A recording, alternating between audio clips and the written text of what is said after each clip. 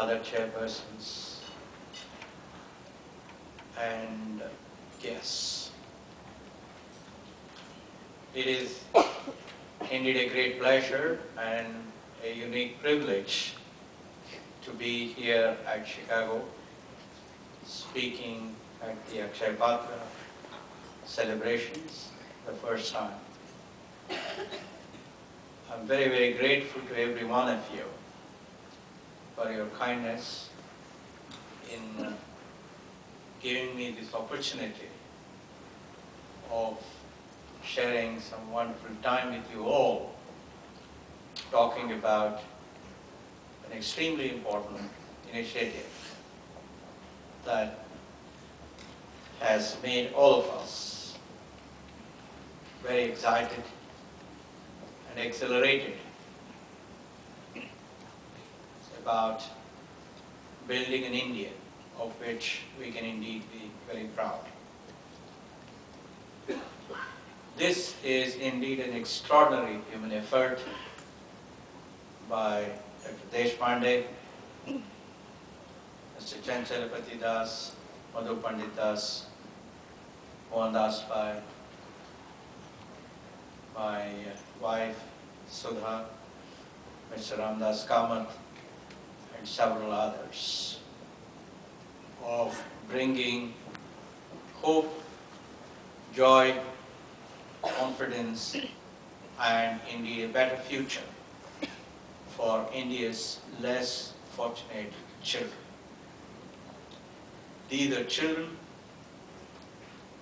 who remain hungry day after day after day, and they have no hope at all of absorbing what their teachers teach, because you really can't absorb much on a hungry stomach.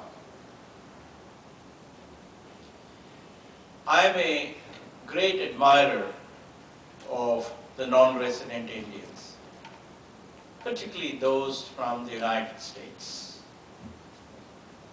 You are in some way to me heroes of a quiet revolution that you have brought about through your smartness, your hard work, your dedication, and your commitment to the society that you have chosen to live in. Thanks to every one of you, there is a new respect for India. There is a new amazement at India.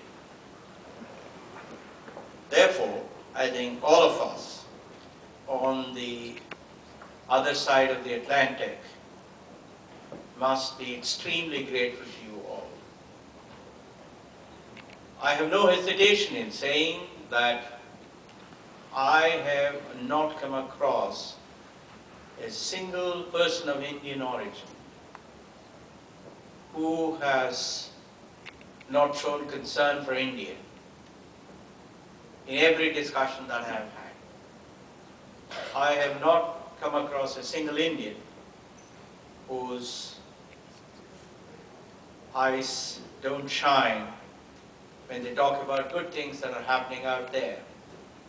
I have not come across a single Indian in whose eyes I don't see tears when they talk about some of the serious problems out there. India has been, as all of you know, making spectacular progress ever since the economic reforms of 1991. In the last 15 years or so, our GDP growth rate has ratcheted up to perhaps 8.5% on an annual basis. We have enhanced our exports so that today we have enough foreign exchange for us to be very comfortable about. We have something like $300+ billion. Those of us who remember the traumatic days of 1991 can indeed remember that we had hardly foreign exchange for 2 weeks in 1991. Our foreign direct investment has grown pretty rapidly, and today we receive the second largest foreign direct investment in the world, and it's about something like $20 to $25 billion. My own industry has been growing at a very impressive 15 to 20%, when most companies in my industry outside India and most economies outside India are floundering. Last year we added 2 million four-wheelers and about 5 million two-wheelers. Our telecom revolution has indeed put India as the fastest growing country in the world, with somewhere around 800 million mobile phones, far ahead of this country and second only to China. Our cricketers have done a reasonable job, though of course they did have a dip in their fortunes when they went to England. Bollywood dancing has become very popular, not just in this country, but even in a country as alien to us as Germany. I can go on and on and on about many of the wonderful things that are happening. This is one side of the extraordinary and complex mosaic that India is. But the story of India is never complete unless I recount to you the story of the other side of India. In spite of all the wonderful progress that we have made, we have 350 million people who are illiterates, the largest mass of illiteracy in the world. The number of illiterates in India are much more than the population of the United States and almost equal to the population of the European Union. We have 250 million Indians who do not have access to safe drinking water. There was a child that asked a question about allergy.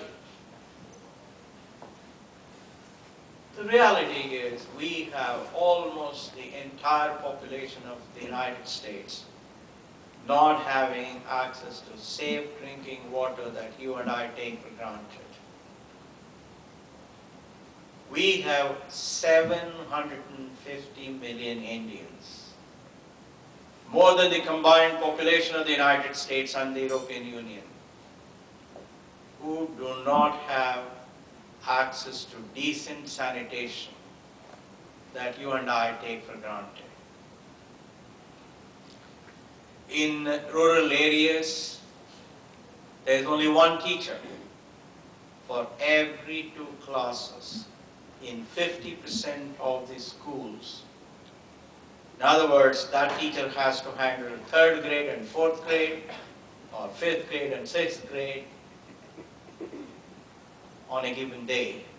And that, as you people know, is almost impossible.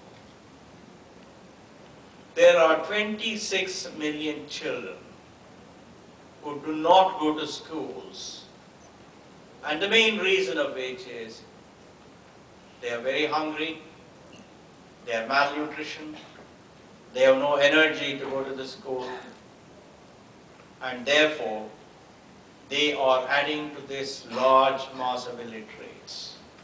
And even of the 120 120 million children that go to school, a whopping 52% of them have malnutrition, and therefore they are not in a position to understand what the teacher is saying or absorb what the teacher is teaching, and therefore they remain semi-literate and almost illiterate. India, which claims to have the demographic dividend, because